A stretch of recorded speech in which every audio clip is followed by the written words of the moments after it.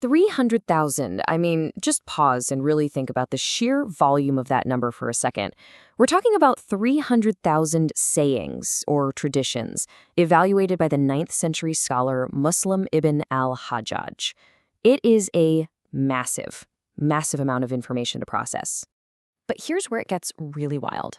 Out of that giant pool of 300,000, only about 4,000 unique sayings actually made the final cut. Do the math on that. It is literally an acceptance rate of barely over 1%. Muslim ibn al-Hajjaj traveled all across Iraq, Saudi Arabia, Syria, and Egypt, applying this incredibly strict, rigorous verification process to the chains of narrators.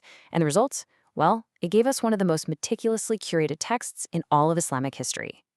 So, welcome to The Explainer. Today, we are taking a really objective, structured look at the foundational first book of this epic compilation, the Sahih Muslim. Specifically, we're diving into Book 1, the Book of Faith. We're going to break down exactly how this historic document defines the very core of belief. And here is our roadmap for the journey. We just touched on compiling the Sahih Muslim, so next, we're going to define Islam, Iman, and Ihsan. Then we'll look at the pillars of the faith, the traits of a true believer, and finally, we'll wrap up with major sins and hypocrisy. Let's get right into it. Section 1. Defining Islam, Iman, and Ihsan. The source material actually introduces these concepts through this fascinating, famous narrative. Picture this. A mysterious traveler, who is actually the angel Gabriel in disguise, sits knee to knee with the prophet and asks a very direct Socratic question. What is Iman?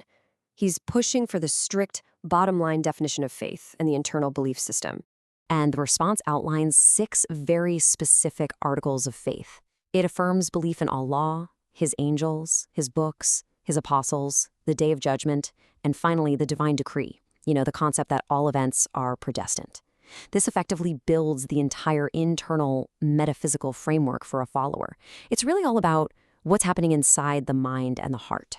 And this sets up a brilliant core triad. Step 1 is al-Islam, which the text defines as physical submission through specific actions.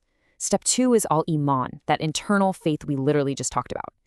And step 3, the pinnacle, is al-Ihsan, spiritual perfection.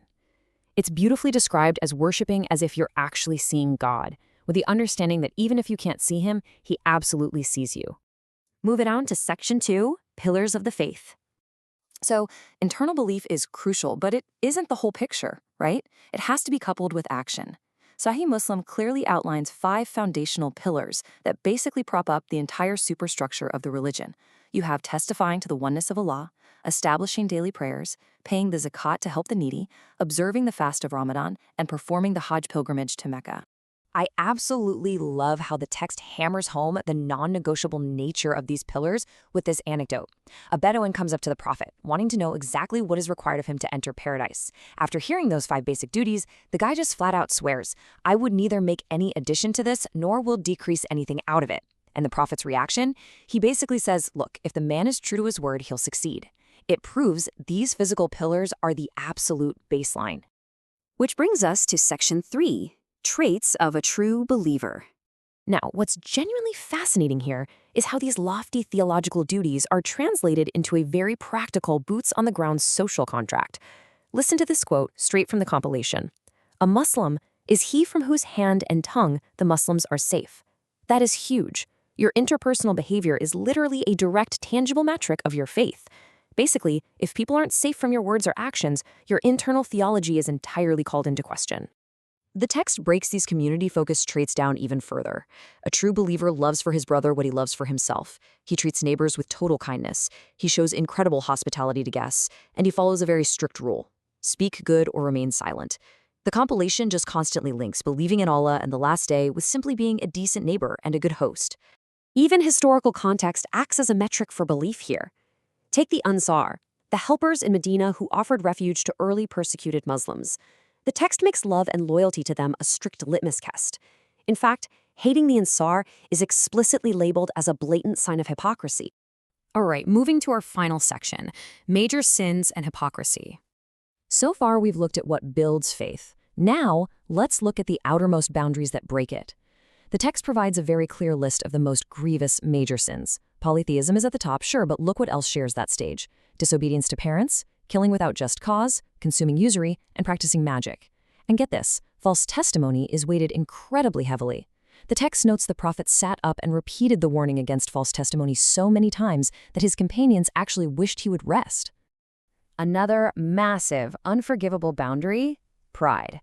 And it's defined very strictly here as disdaining the truth out of self-conceit and having contempt for other people.